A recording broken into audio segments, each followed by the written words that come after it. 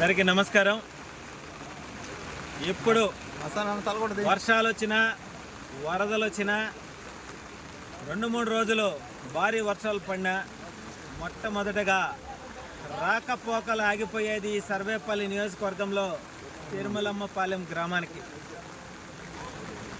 ఎన్నో సార్లు ఈ హై లెవెల్ వంతెన నిర్మాణం చేయండి అయ్యా, తిరుమలమ్మపాలెం ప్రజలని రాకపోకలకు ఇబ్బంది లేకుండా కాపాడండి అని చెప్పి మా గళాన్ని వినిపించడం జరిగింది. గత 5 ఏళ్లలో 2 సార్లు 3 సార్లు 4 సార్లు కోట్ల రూపాయల గ్రావెల్ తరలిపోతుంది. దాంట్లో 5 ఎకరాల గ్రావెల్తో అయితే ఈ రోడ్డు ఈ వంతెన నిర్మాణం జరగద్దని చెప్పాం.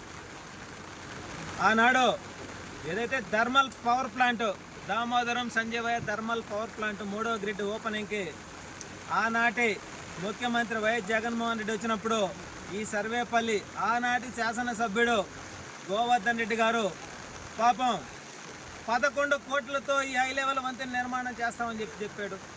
సరే చూసాం, 1 నెల 2 నెలలు 3 నెలలు 6 నెలలు సంవత్సరం, మళ్ళీ స్పందన లేదు. మళ్ళీ వచ్చాం, అయ్యా ఈ హై లెవెల్ వంతెన పరిస్థితి ఏందని.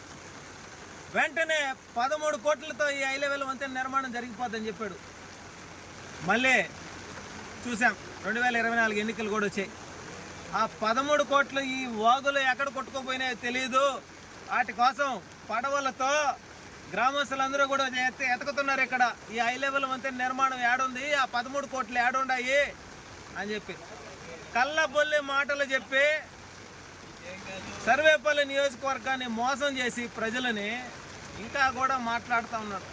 మేము ఒకటే తెలియజేస్తూ ఉన్నాం, కూటమి ప్రభుత్వం అతి త్వరలోనే ఈ హై లెవెల్ వంతెన నిర్మాణం కొనసాగద్ది.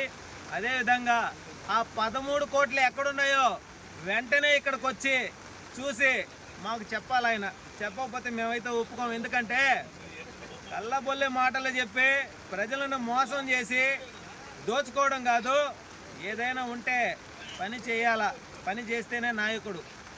ఆనాడు వరదలో ఇక్కడికి వచ్చి మేము చూసాం అవతల నుంచి.